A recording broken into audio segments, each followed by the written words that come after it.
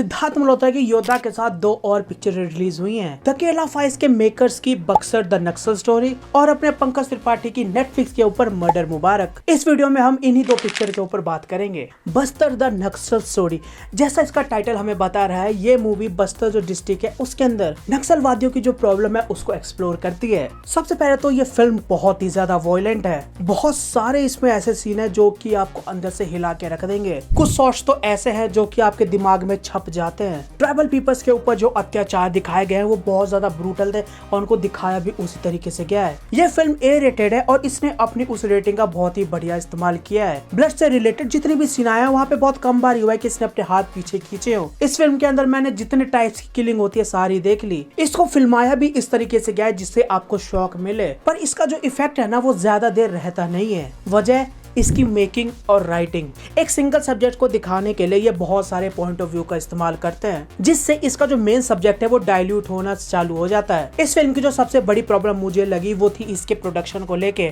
बहुत ही चीप लगती है। स्क्रीन के ऊपर ब्रूटल किलिंग चल रही है, लोगों को मारा जा रहा है, जलाया जा रहा है। जब ये सब चल रहा होगा तो आप सोच रहे हो कि बहुत ज्यादा इम्पैक्ट करेगा, पर वहीं जब चीजें फेक लगने लगती है, चीजें चीप क्वालिटी की लगने लगती है ना, तो वो अपना डिजायर इम्पैक्ट भी नहीं छोड़ पाती। हो सकता है ये आर्टिस्टिक चॉइस हो 2010 के समय को रेप्लिकेट करने का, पर ये जिस थिएटर में मैं था उसमें तो अच्छी नहीं लग रही थी। बहुत ही लो क्वालिटी प्रोडक्ट सा लग रहा था। तुम किसी भी मार पिटाई का बॉलीवुड का एक सीन निकालो और फिर भोजपुरी सिनेमा का एक सीन निकालो, दोनों में फर्क पता चलता है ना कि कौन सी हाई क्वालिटी का है, कौन सी चीप क्वालिटी का है। सेम चीज इस मूवी में भी पता लग रही थी। फिल्म में पैरेलली एक कोर्ट रूम ड्रामा भी चल रहा था जिसका पर्पस मुझे समझ नहीं आया। उसको लिखा भी अच्छे से नहीं गया था। वहां पे हमें एक डिबेट दिखाने की कोशिश करी गई है, पर आमने सामने जो खिलाड़ी हैं, एक बोले ही चले जा रहा है और दूसरे के पास जवाब ही नहीं है। इससे वो डिबेट इंटरेस्टिंग कैसे लगेगी। साथ ही में इसके जो डायलॉग्स लिखे गए हैं कुछ जगह इफेक्टिव है, बहुत इंपैक्टफुल भी है, और कुछ जगह out of the place feel होते हैं। ये अपने छोटे से रन टाइम में बहुत सारी चीजें दिखाने की कोशिश करती है। जो नक्सल वाले हैं उनकी ब्रुटैलिटी भी दिखाएंगे,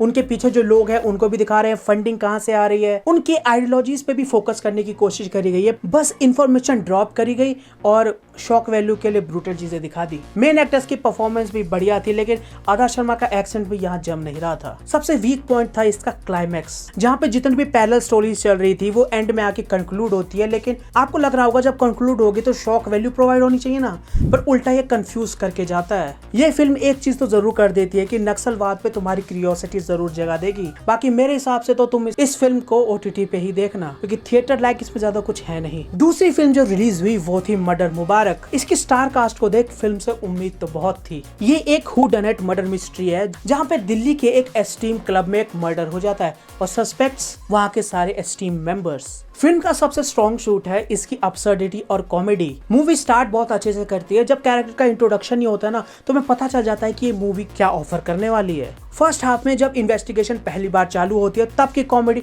मुझे बहुत ज्यादा पसंद आई। वो 2-3 एलिमेंट जैसे रोशोमॉन इफेक्ट और फोर्थ वॉल ब्रेक का मिक्सचर था, और उसके अंदर अमीरों की अब्सर्डिटी और उनका दोगलापन भी जोड़ लो। पंकज त्रिपाठी जो इसमें ACP का अभिनय कर रहे हैं उनका काम मुझे सबसे ज्यादा पसंद आया। उनके कैरेक्टर को बहुत ही अच्छे तरीके से लिखा है और इन्हीं के कैरेक्टर की वजह से मैं इस मूवी को पूरा देख पाया। अब जिस कास्ट को देख इस मूवी से थोड़ी उम्मीदें बढ़ी थी वही मर्डर मुबारक को लेके भी डूबती है। एक्टिंग वाइज नहीं, परफॉर्मेंस सबकी ठीक थी, इसकी लिखावट में गड़बड़ी थी। पहले कुछ समय जब कैरेक्टर्स को एक्सप्लोर किया जा रहा था चीजें पता लग रही थी, समझ में आ रही थी, पर वो इंटरेस्टिंग कभी हुई ही नहीं। कैरेक्टर्स बहुत ज्यादा थे और उनके सब प्लॉट्स को दिखाने के चक्कर में ये मूवी अपने मेन पॉइंट से भी कई बार भटक जाती थी। कई कैरेक्टर्स अगर फिल्म में होते ही नहीं ना तो भी इस फिल्म को फर्क नहीं पड़ता। अमीरों की अब्सर्डिटी, उनका जो दोगलापन है वो देख के मजा आ रहा था, लेकिन उसको इतना लंबा खींच दिया है ना कि सिर्फ पंकज त्रिपाठी सर की वजह से ही मैं इस फिल्म को कंप्लीट कर पाया। अपराधी का पता फिल्म खत्म होने के 30 मिनट पहले ही चल जाता है, पर तब से लोग करते क्या है, सबको बुला लेते हैं और गेम खेलते हैं। तुम